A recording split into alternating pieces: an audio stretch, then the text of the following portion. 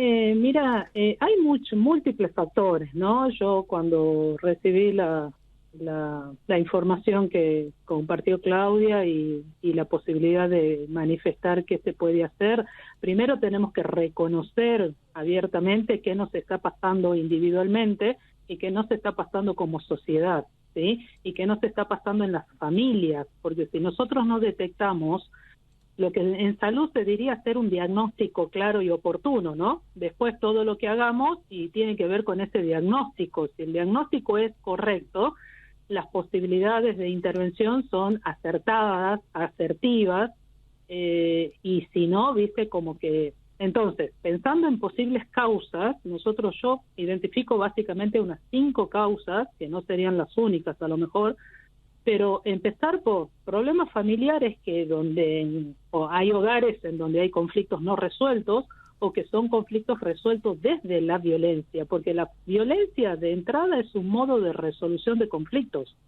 y es un modo muy arcaico, muy del cerebro reptiliano, ¿sí? El ataque, la huida o la agresión. Entonces, revisar qué nos está pasando en las familias, en los individuos que conformamos las familias, en las personas, padre, madre, hijo y toda la rama de parientes que podamos tener, cómo estamos viviendo en los hogares, si son hogares que somos muchos conviviendo o somos pocos, porque cuanto más personas conviviendo hay, más conflictos hay. Entonces, revisar en un primer momento esto, ¿no? Lo individual, ¿qué me pasa a mí? ¿Qué nos pasa a cada uno con estas acciones agresivas y violentas? Para poder tener una idea de cómo puedo yo en lo individual resolver. Entonces, la mirada más cercana es el contexto familiar. Otro punto importante a revisar y a hacer las consultas pertinentes son detectar problemáticas de salud mental específicamente, cuando uno habla de los trastornos como el trastorno de conducta, un trastorno de déficit atencional, hiperactividad, cuadros de ansiedad básicas, cuadros de depresión básicos, que pueden contribuir a comportamientos después agresivos, ¿sí? Otro tema que es importante revisar es la presión social. Nosotros estamos sistemáticamente socializados, entonces también estamos recibiendo estímulos y damos respuestas desde lo que pasa socialmente en el colectivo de lo que somos en la organización social los seres humanos, ¿sí? Entonces, a nivel de la presión social, bueno, ¿qué pasa en el caso de los compañeros en los ámbitos donde tenemos compañeros? ¿Qué pasa en la intimidación o la influencia de los grupos problemáticos cuando nosotros ya vamos agrupándonos según formas, comportamientos más pacíficos, más agresivos, ¿sí? Porque todos los humanos tenemos la posibilidad de la agresión y algunos están más entrenados, más sanos para dar una respuesta menos agresiva y hay personas que funcionamos directamente desde lo emocional, donde no hay una posibilidad de racionalización, que es esto, me tomo 5 minutos, me tomo un té y reflexiono, pienso sobre una acción. Habitualmente, obviamente, hay agresión porque no hay reflexión previa, ¿no? Y esto no se puede lograr en el momento de un conflicto, a veces.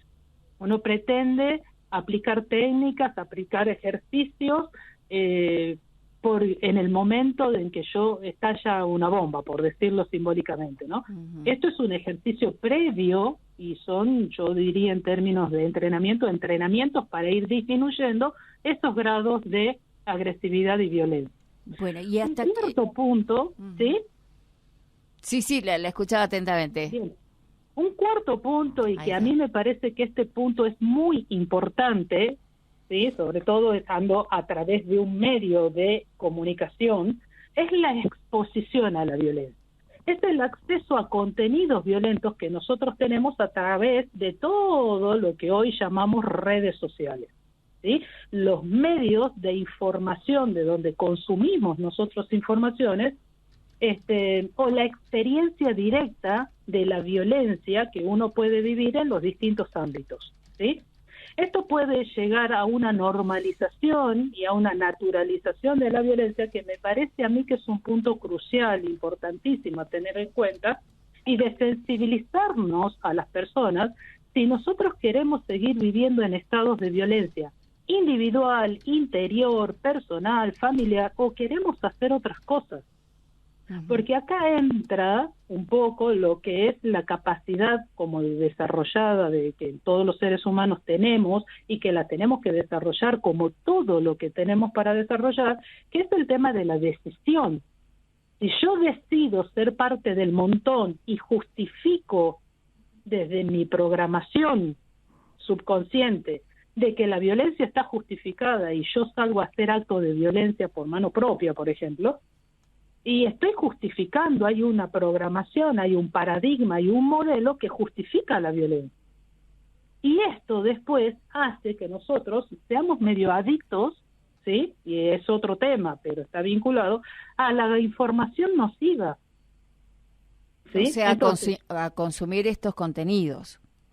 exactamente, consumir violencia, porque la consumo en la vida cotidiana, a lo mejor porque la vivo y ya la naturalicé. Hay familias donde la única forma de relación, de vinculación, de comunicación y si se quiere, que es más profundo, de resolución de conflictos, es la violencia, porque la violencia empieza en el maltrato a otro. Claro. Pero si yo me maltrato a mí, ¿cómo puedo pretender tratar bien a otro? Porque son lenguajes. ¿Cómo hablo ruso si yo no estudié el ruso?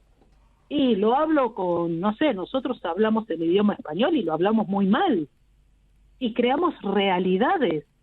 ¿Me explico? Sí, sí, Y sí. un quinto, esto de la exposición a la violencia, porque todos estamos expuestos a la violencia. La pregunta es casi como básica. ¿Qué pasa? Que hay personas que ante la violencia actúan de la A a la Z, con muchas posibilidades. Algunos se quedan quietos, otros agreden, otros se defienden, otros huyen.